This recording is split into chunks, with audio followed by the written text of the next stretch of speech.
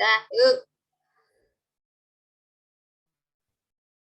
Assalamualaikum warahmatullahi wabarakatuh.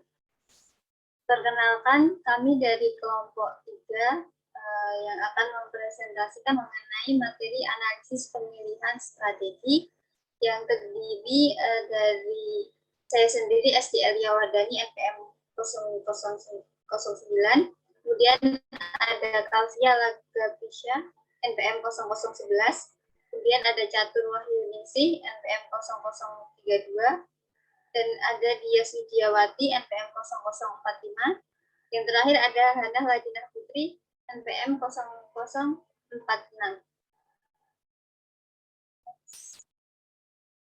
Dan untuk materi yang pertama akan disampaikan oleh rekan saya.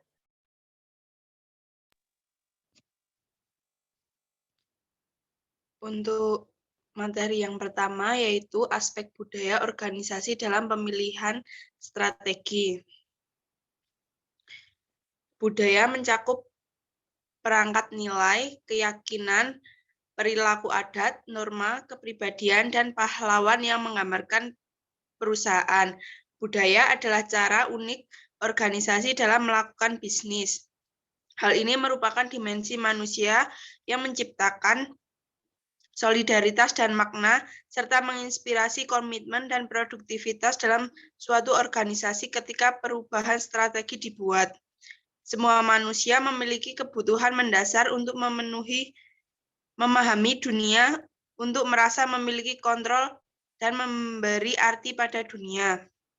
Ketika ada kejadian yang mengancam kebutuhan ini, individu akan bereaksi secara defensif. Selanjutnya, manajer strategik dari perspektif budaya dapat menguntungkan karena kesuksesan seringkali bergantung pada derajat dukungan bahwa strategi menerima kultur perusahaan. Strategi yang membutuhkan lebih sedikit perubahan budaya mungkin lebih menarik karena perubahan yang ekstensif membutuhkan waktu yang dipertimbangkan. Karena terdapat dua perusahaan dan mempertimbangkan kaitan antara strategi dan budaya. Yang selanjutnya lagi politik internal mempengaruhi pilihan strategi dalam semua organisasi. Tanggung jawab perusahaan strategi adalah mengarahkan perkembangan koalisi, menjaga konsep tim secara keseluruhan, dan memperoleh dukungan dari individu dan kelompok kunci. Mengelola hubungan politik adalah bagian integral dari membangun antusiasme dan semangat dalam suatu organisasi. Studi klasik manajemen strategik di 9 perusahaan besar mempelajari taktik politik penyusunan strategi yang sukses dan tidak. Penyusunan strategi yang sukses membiarkan ide dan proposal yang lemah dukungan padam dengan sendirinya melalui ketiadaan tindakan serta akan membuat penguji tambahan untuk ide yang didukung dengan kuat namun dipertimbangkan dan dapat diterima, tetapi tidak ditentang secara terbuka. Penyusunan strategi yang sukses tetap tidak dapat diterima, tetapi tidak ditentang secara terbuka. Penyusunan strategi yang sukses tetap tenang menghadapi proposal yang tidak diterima dan berusaha membiarkan keputusan negatif terbanyak datang dari bawahan dan konsensus kelompok yang akan menyampaikan suara mereka terhadap momen besar dan penting. Selanjutnya, penyusunan strategi yang sukses melakukan banyak komunikasi dan pertanyaan informal untuk tetap mengetahui cara hal-hal berkembang dan untuk mengetahui waktunya mengintervensi. Mereka memimpin strategi namun tidak mendiktenya. Mereka memberikan beberapa perintah, mengumumkan sedikit keputusan baru, sangat bergantung pada pertanyaan informal, menyelidiki juga mengklarifikasi hingga konsensus timbul. Selanjutnya, penyusunan strategi yang sukses selalu memberikan penghargaan kepada proyek yang berhasil. Mereka memberikan tanggung jawab proyek besar baru kepada para pemenang atau champion. Individu yang paling kuat diidentifikasi dengan ide atau produk dan masa depan terkait dengan kesuksesannya. Mereka tetap waspada terhadap dampak simbolik atas tindakan mereka sendiri, sehingga tidak mengirimkan sinyal yang salah dan ke arah yang tidak diinginkan. Penyusunan strategi yang sukses memastikan bahwa semua dasar kekuatan besar di dalam organisasi terwakili atau memiliki akses ke manajemen puncak. Mereka menyisipkan wajah baru dan tinjauan baru dalam pertimbangan perubahan besar. Ini penting karena karyawan dan manajer yang baru secara umum memiliki lebih besar antusiasme dan semangat dibandingkan karyawan yang telah lama berada di perusahaan. Karyawan yang baru tidak memiliki dunia dengan cara yang sama. Mereka pun tidak anti perubahan. Penyusunan strategi yang sukses meminimalkan paparan politis mereka pada isu-isu yang kontroversial dan dalam lingkungan di mana cenderung terdapat oposisi terbesar dari pusat kekuatan kunci.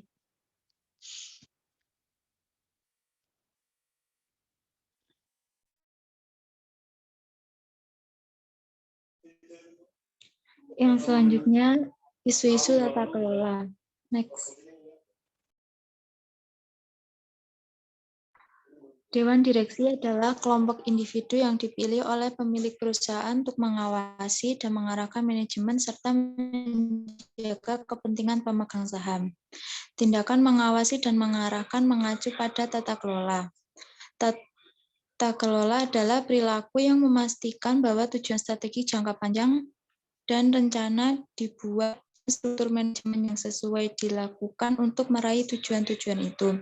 Dan pada saat yang sama, menjamin bahwa struktur tersebut berfungsi untuk menjaga integritas, reputasi, dan tanggung jawab perusahaan kepada berbagai konstituennya.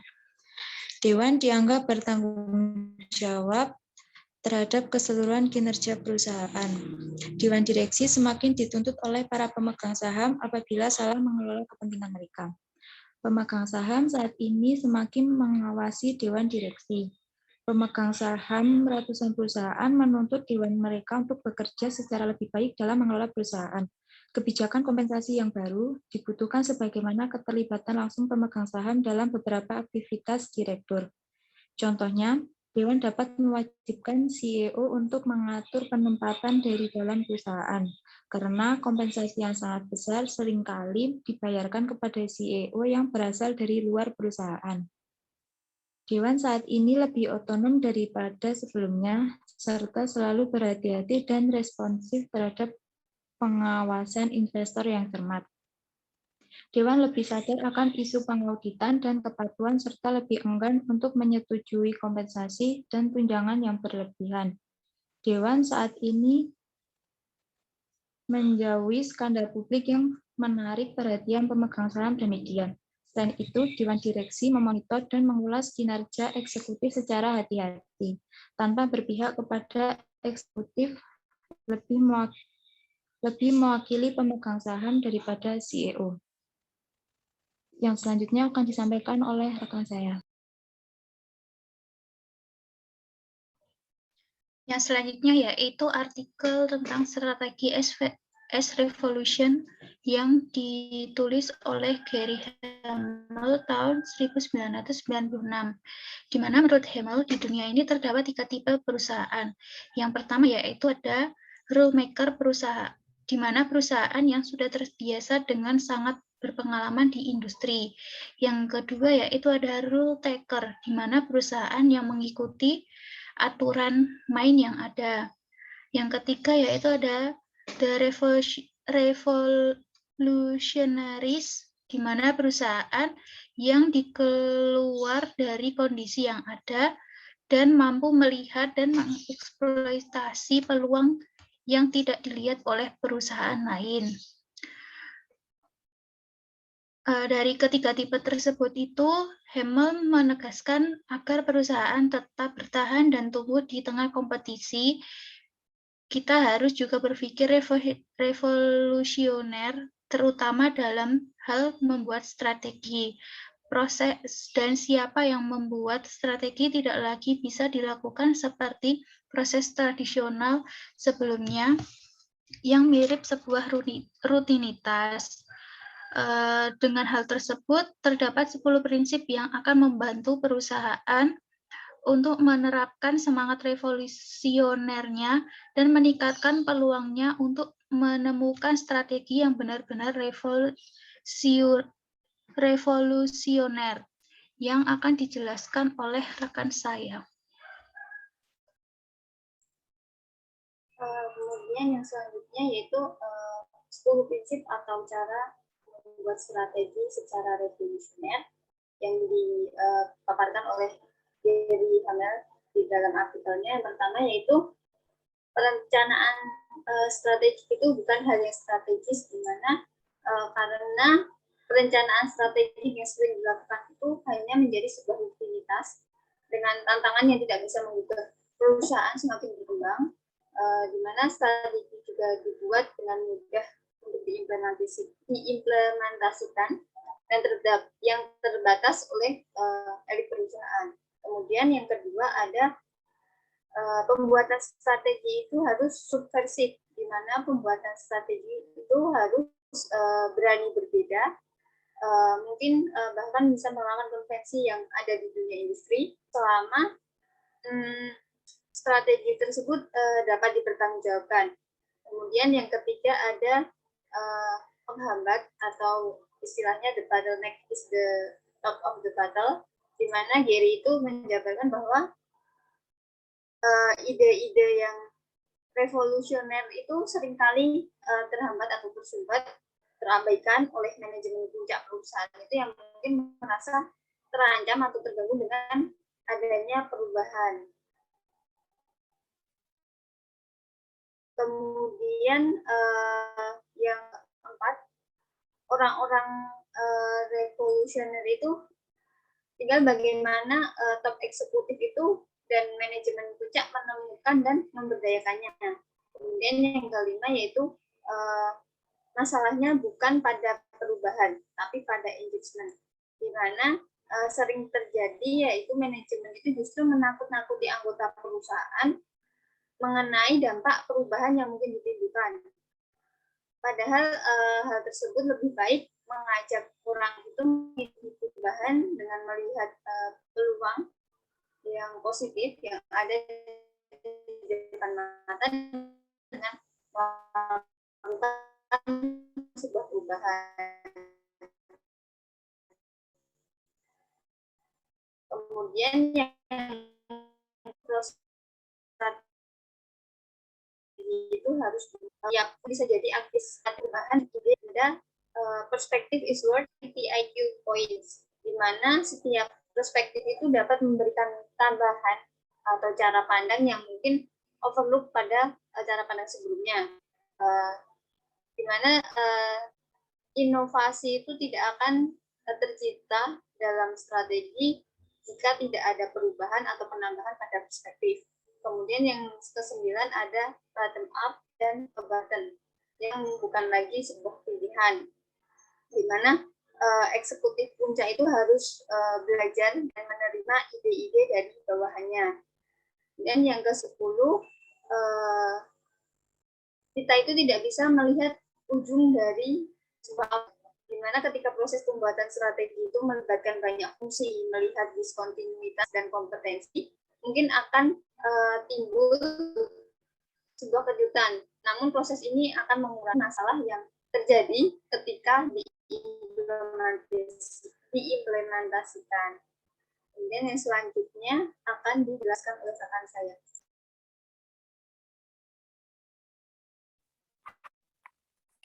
Yang selanjutnya ada contoh analisis kasus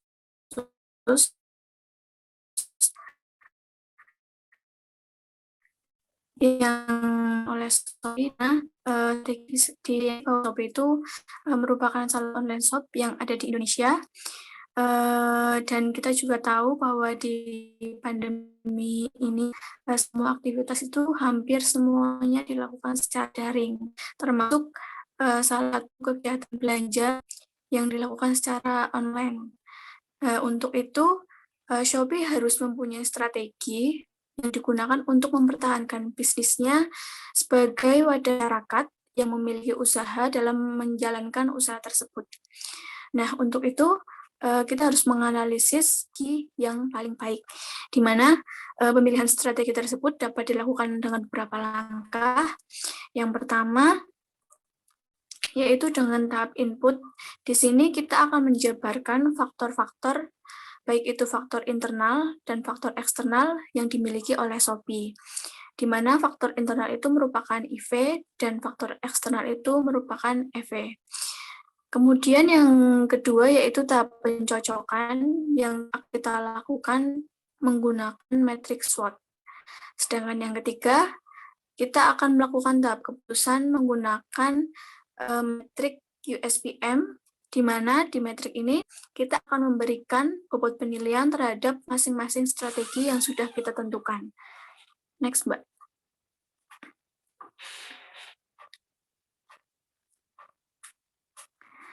Untuk yang pertama, kita akan melakukan tahap input. Di sini sudah tersedia SWOT.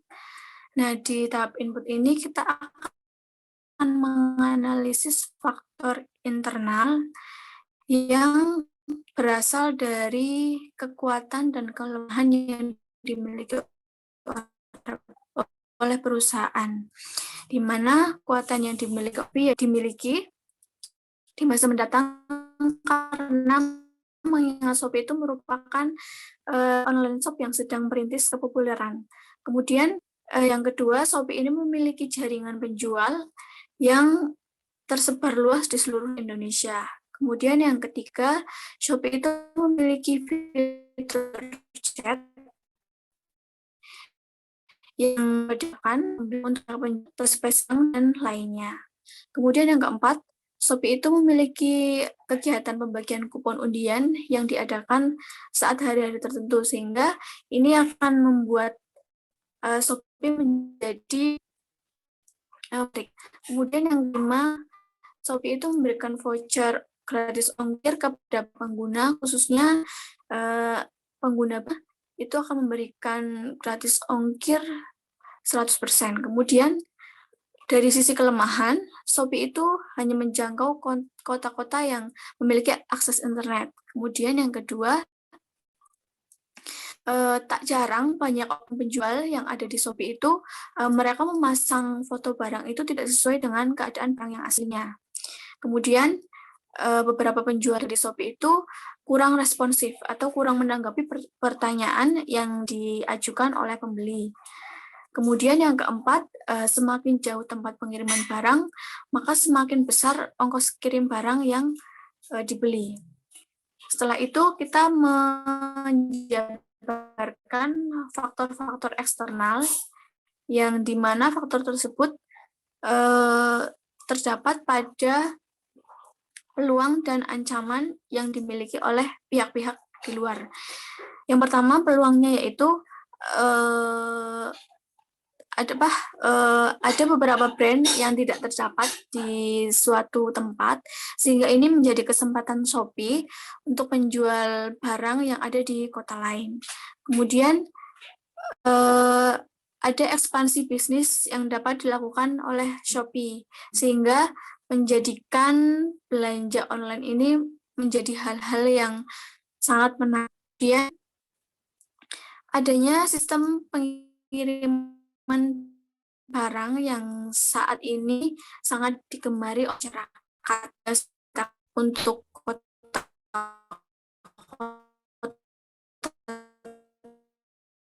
tertentu dan terjangkau. Shopee ini sudah mempunyai sistem pengiriman sampai sudah tersedia hari 24 jam dan 7 hari. Sedangkan ancaman dari luar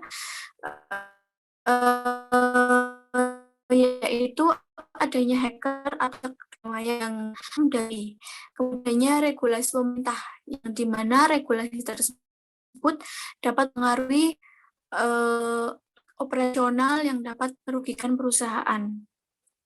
Kemudian adanya kompetisi yang terus berkembang dengan inovasi-inovasi yang dilakukan oleh mereka.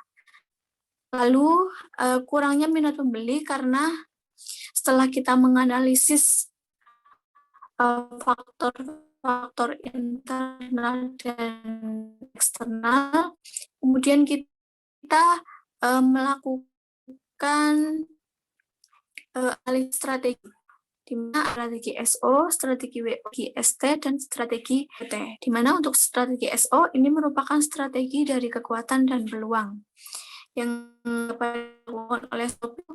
Mereka menyediakan produk mengikuti dan perkembangan para konsumen. Kemudian mereka dapat melakukan perluasan pasar. Kemudian yang kedua ada strategi ST, aman.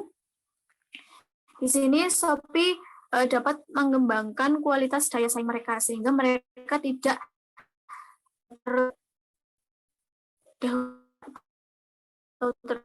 terungguli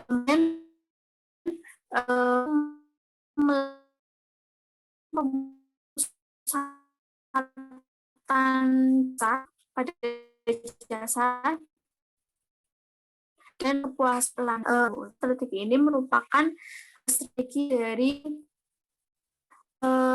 kelemahan dan peluang. Shopee di sini dapat menambah tersedia, kemudian dapat admin kerjasama. Kemudian yang selanjutnya adalah strategi WT, di mana strategi ini merupakan strategi dari kelemahan dan ancaman.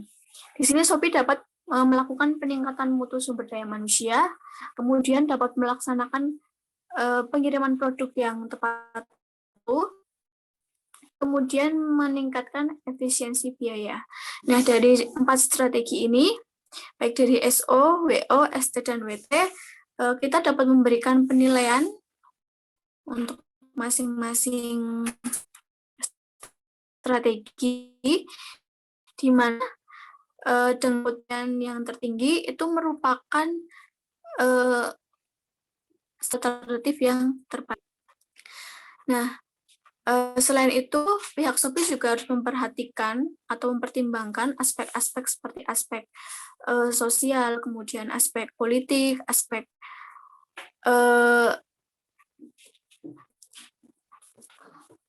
budaya, organisasi, dan mereka harus memperhatikan tata kelola dalam perusahaan yang akan mempengaruhi strategi-strategi tersebut.